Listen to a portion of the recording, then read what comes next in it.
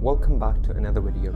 So today in this video, we're actually going to break down a strategy that one of the person is actually nailing in cold email outreach. So just to give you a better context, it was actually one of the person on LinkedIn feed who basically shared a post about getting one opportunity in under just 60 minutes and just by sending 135 emails. So that's why I reached out to James, who was actually killing it with his email strategies. So today we're going to break down that strategy, what are the email sequences he's actually using, how many domains you actually need to set up, and every single question that you have in terms of domains, deliverability, and email outreach. So without further ado, let's begin. So if we talk about the email deliverability and the best practices, what are the key factors that basically impact the email deliverability, and how do you ensure that email land in the specific inbox?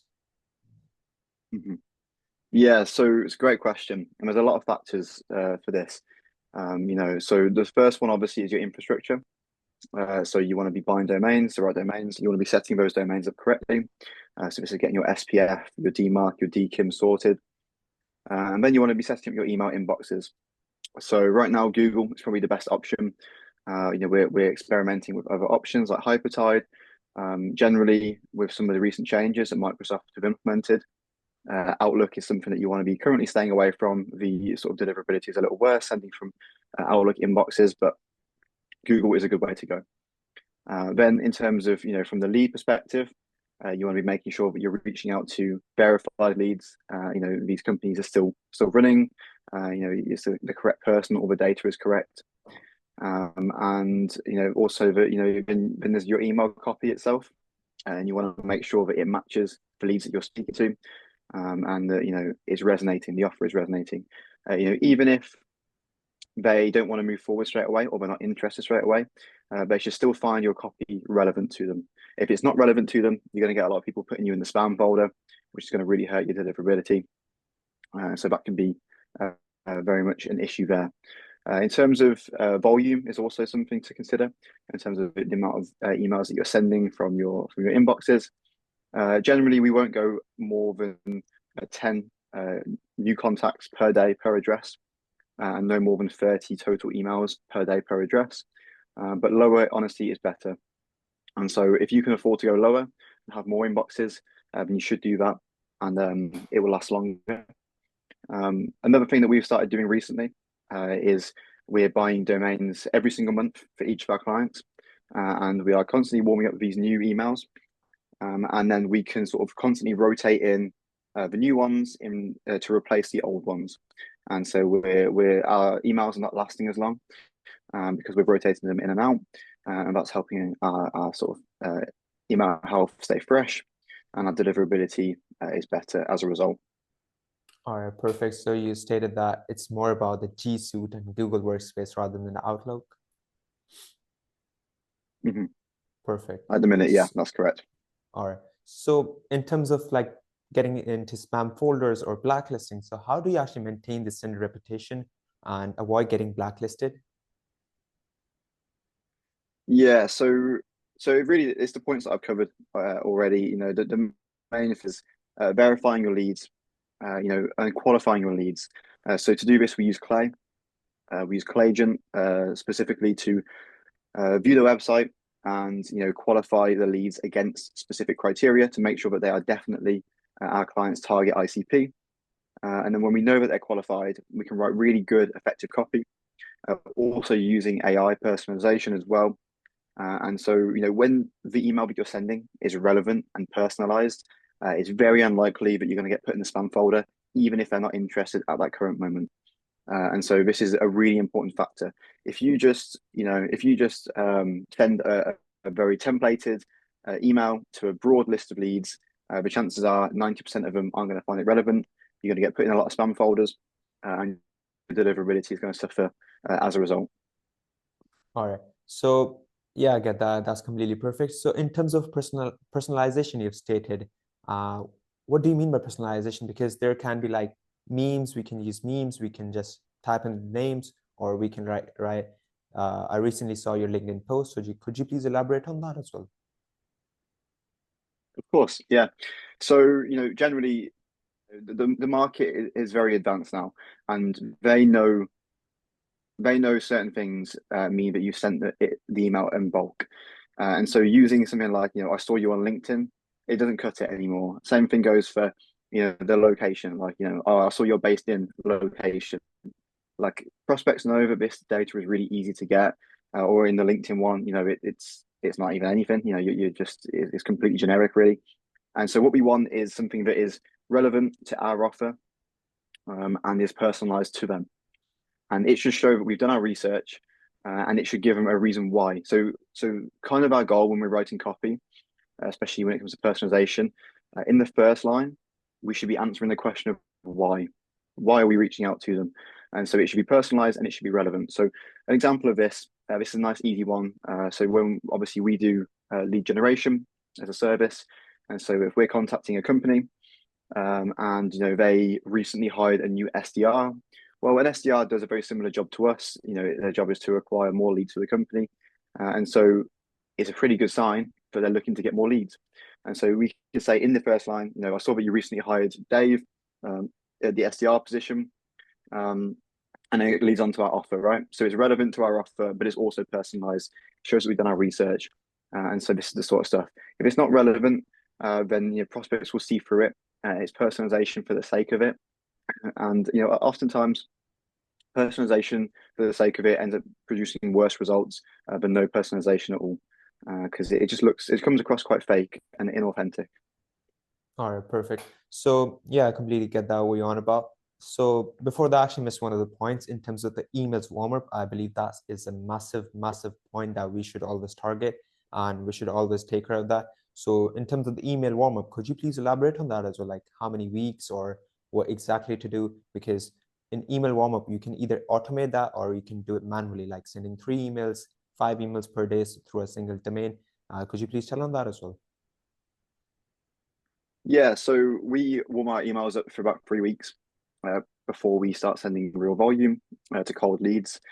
We use instantly. We use instantly for all our volume. So we use the instantly built-in warmer. It's all automated and it will ramp that up slowly. I believe we increase in increments of, I think, 2 emails per day, I believe. And then once we start running cold volume, to cold leads, we will actually increase our volume slowly as well over a 2 or 3 week period.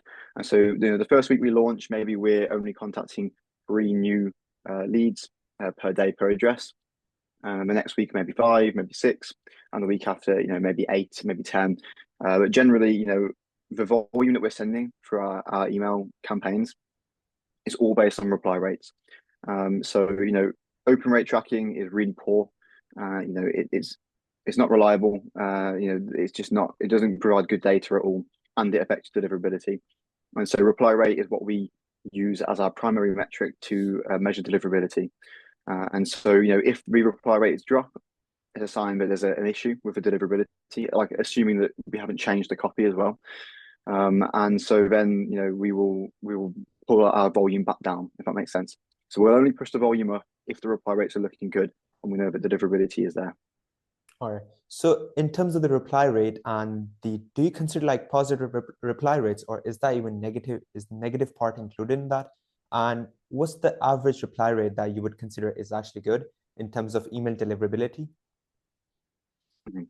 Yeah, so negative is included. So we don't include out of offices, obviously, or automated replies, but we do include negative. So any reply, whether it's positive, whether it's negative, it's the number that instantly will provide as your reply rate. That's the number that we're looking at and we're using.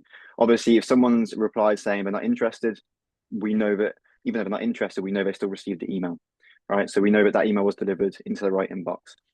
So, a good reply rate at the minute, and things have changed a lot. Cold email as a whole has changed over the last year. Deliverability has gotten a lot more difficult. ESPs are cracking down. So anything over like 5% or more, I would consider very good. I'd be very happy with that. And now it also depends on certain factors like the amount of volume you're sending.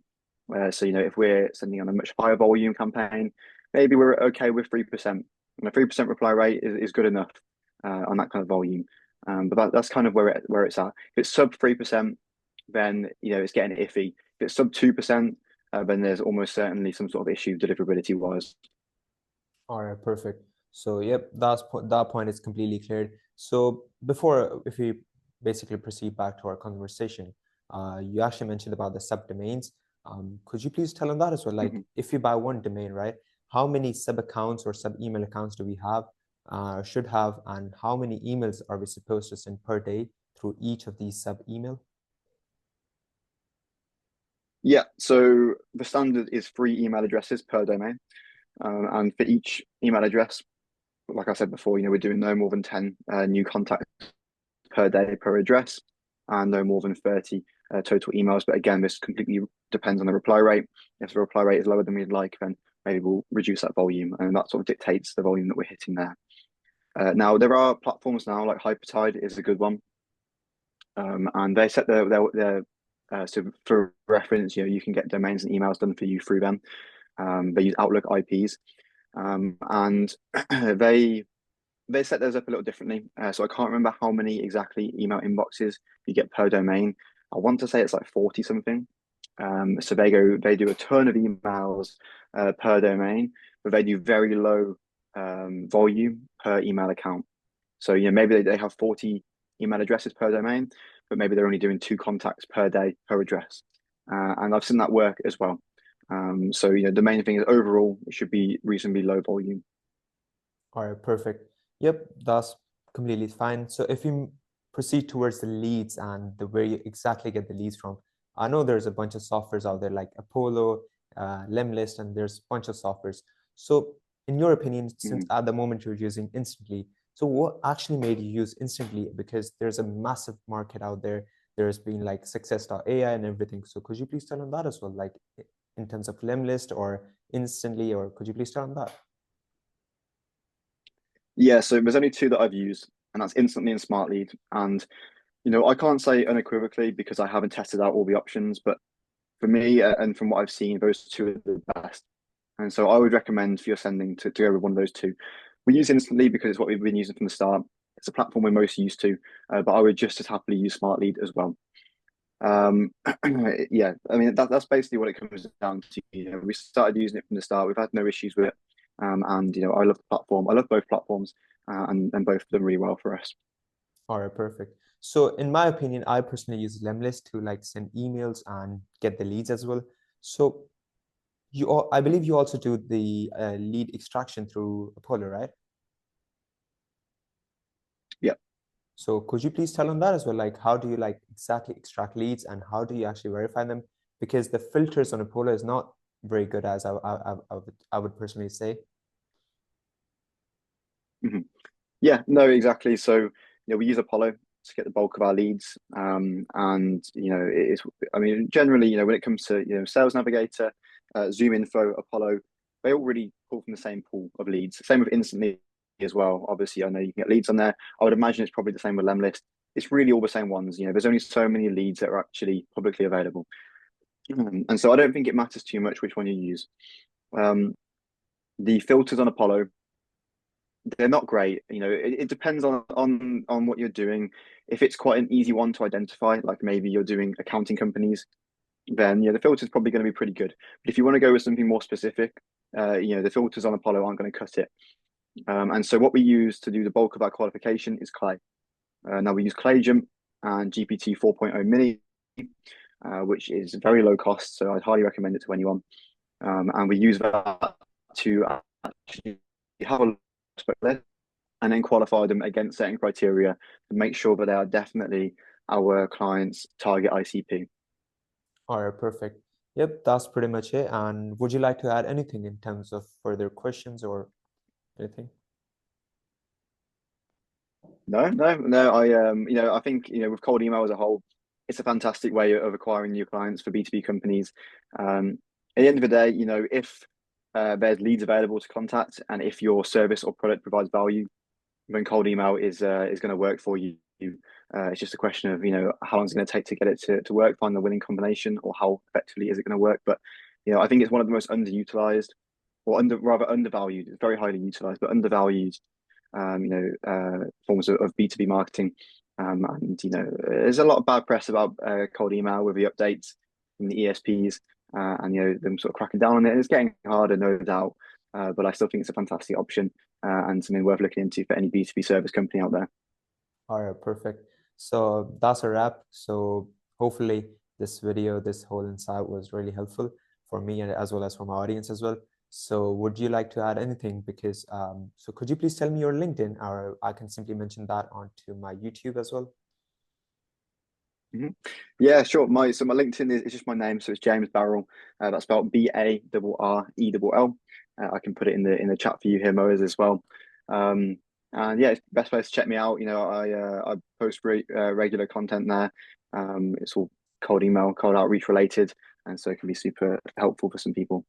All right, perfect. So I'll put the link into the description. You guys can check that out. That's completely perfect. So that's pretty much it for today. James, I really appreciate you giving 15 minutes out of your daily life. That's completely perfect.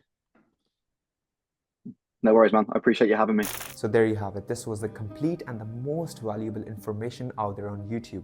All you have to do is subscribe to the channel, give this video a big thumbs up, and make sure you follow myself and James on LinkedIn. Link is in the description. And we're always sharing one of the most valuable information out there on LinkedIn in terms of white papers, case studies, free resources, and our outreach strategies. So that's it for today. Till then, peace.